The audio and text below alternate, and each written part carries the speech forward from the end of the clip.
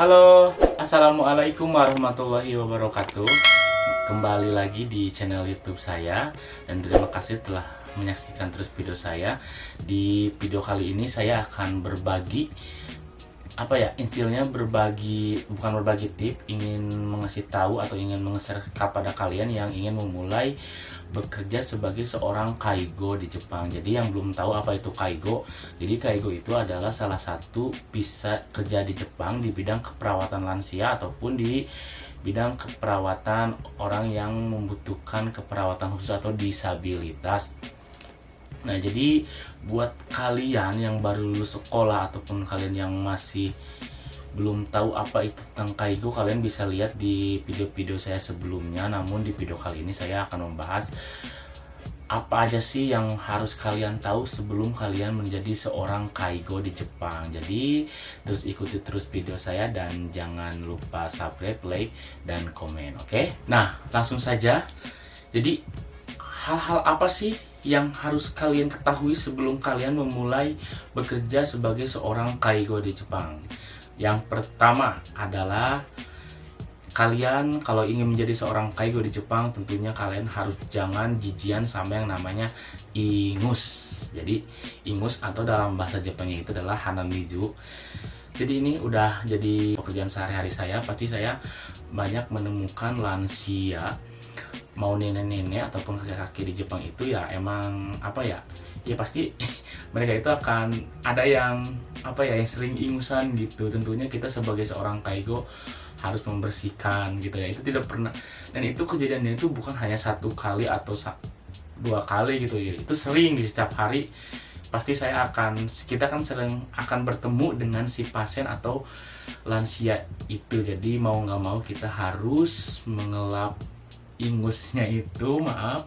Jadi kalian yang masih jijik dengan ingus, sebaiknya kalian jangan bekerja di bidang kaigo ini. Lanjut, yang kedua yaitu ada dahak atau tang. Jadi kan di video sebelumnya kalian udah tahu ya kalau saya itu pernah bekerja di salah satu rumah sakit di daerah Osaka juga.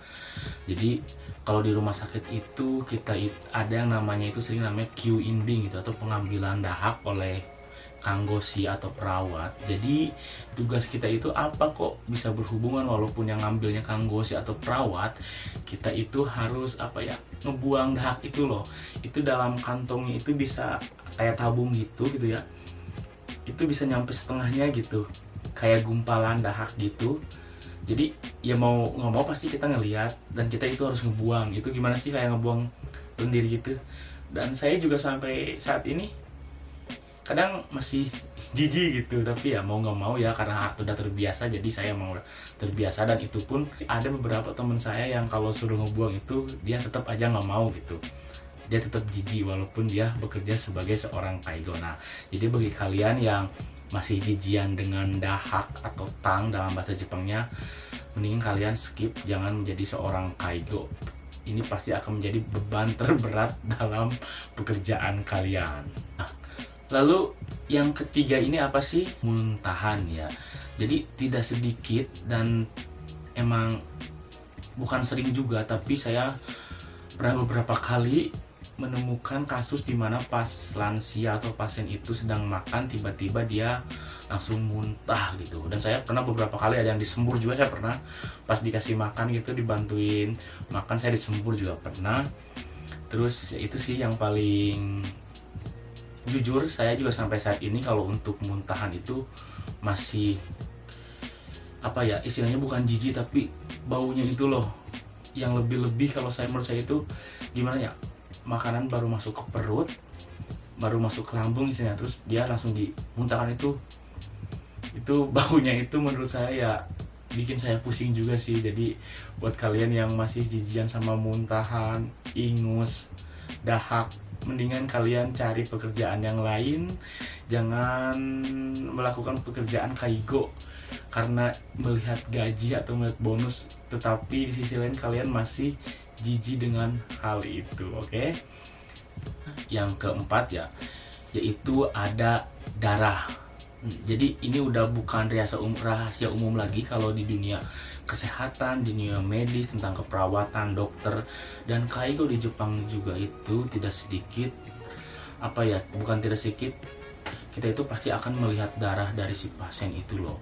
Jadi saya itu ada beberapa kasus pasien saya itu yang tiba-tiba ininya ingusnya kayak mimisan gitu ya, dalam bahasa Indonesianya itu kayak berdarah gitu. Terus memang ada juga yang air seninya itu udah mengeluarkan darah, dan itu bau amis gitu. Kadang saya juga nahan-nahan untuk tidak muntah ya, tapi ya mau gimana lagi ya, kalau itu kan emang udah pekerjaan dari seorang kaigo gitu.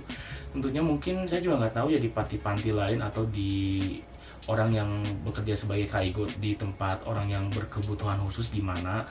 Tapi kalau untuk lansia di rumah sakit atau di panti, saya rasa tidak sedikit gitu teman-teman kita juga yang banyak menemukan kasus seperti ini, yang lansianya udah kencingnya itu udah parah sampai ada yang mengeluarkan nanah. Dan alhamdulillah sih saya tidak pernah menemukan air kencing yang mengeluarkan nanah, tetapi untuk darah itu saya pernah menemukannya 2 kali di 2 tempat yang berbeda. Yang selanjutnya, yang kelima, itu apa sih? Ini udah pasti berhubungan dengan orang gitu, berhubungan dengan kita, kehidupan dalam sehari-hari. Normalnya makhluk hidup itu akan mengeluarkan air kencing atau air seni gitu. Ini udah menjadi santapan, udah menjadi pekerjaan tugas dari seorang kaigo. Jadi kita itu mengantarkan ke toilet ataupun pas kita ganti popok itu kita akan mencium aroma ataupun kita akan kecipratan gitu. Dan saya juga beberapa kali kena cipratan air seni dari si lansia itu. Kadang tidak disengaja juga, tiba-tiba pas lagi toilet, bantuan ke toilet, pas mau masangin popok gitu kan, tiba-tiba dianya keluar gitu air kencingnya gitu. Tapi ya jijik, tapi gimana ya, mungkin udah terbiasa juga ya. Kalau saya sih udah terbiasa, jadi ya udahlah, tinggal habis itu langsung dicuci pakai sabun, udah kelar. Jadi ya nikmatin aja. Jadi buat kalian ya, kalau masih jijik dengan air kencing juga mungkin ya, kaigo bukan alternatif pekerjaan yang harus kalian lakuin di Jepang, oke? Ya, yang keenam itu ada, ini udah jelas ya, orang itu makan udah pasti kita akan mengeluarkan kotoran. Jadi kita akan mengeluarkan kotoran, atau dalam bahasa Jepang itu beng, unko gitu ya, unci. Cuman biasanya saya kalau dalam di kerja itu ya 3 kosakata itu sering disebut si beng, unci, unko gitu. Atau dalam bahasa Indonesia itu gitu ya, atau kotoran manusia. Itu udah pasti ya, dalam kaigo itu pasti kalian akan menemukan itu tiap hari.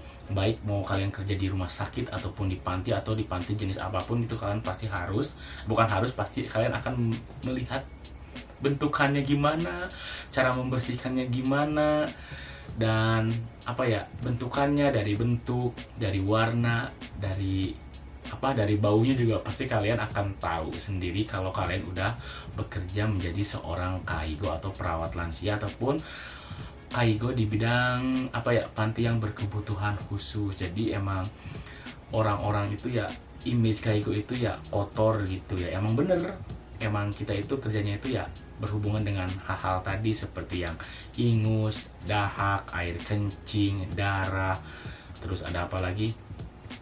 Ada kotoran tadi. Jadi ya itulah pekerjaan dari seorang kaigo di Jepang. Nah, ini sih ya, ini poin penting untuk menjadi seorang kaigo jadi kan emang kalau nenek-nenek, kalau kakek-kakek itu kan kebanyakan udah pikun ya. Mereka itu kadang kan kembali ke masa kanak-kanak lagi. Jadi itu adalah punya jiwa kesabaran yang sangat tinggi.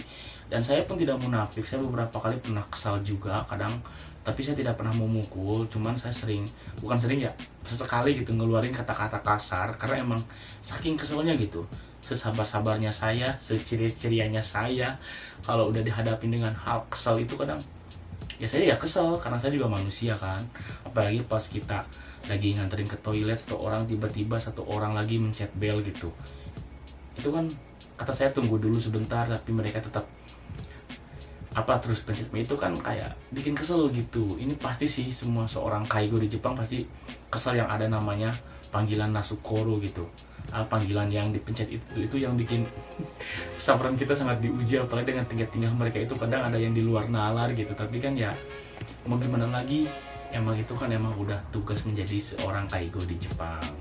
Jadi itulah hal-hal yang harus kalian perhatikan sebelum kalian memutuskan ini menjadi seorang kaigo di Jepang. Jadi buat kalian yang masih jijian dengan ingus, dahak, darah, air seni, kotoran manusia, terus apalagi yang kesabarannya setipis tisu, ya saya saranin sih kalian ya jangan coba-coba atau jangan ngambil job kaigo ini kalau kalian tidak kalau kalian tidak suka atau kalian jijian dengan hal-hal yang telah saya sebutkan tadi. Semoga video ini bermanfaat buat kalian atau buat kalian yang dari TG bidang lain ingin ke bidang Taigo. Semoga membuka wawasan atau menambah pengetahuan kalian di seputar bidang Kaigo. Dan jangan lupa terus saksikan video saya yang lainnya. Terima kasih. Wassalamualaikum warahmatullahi wabarakatuh.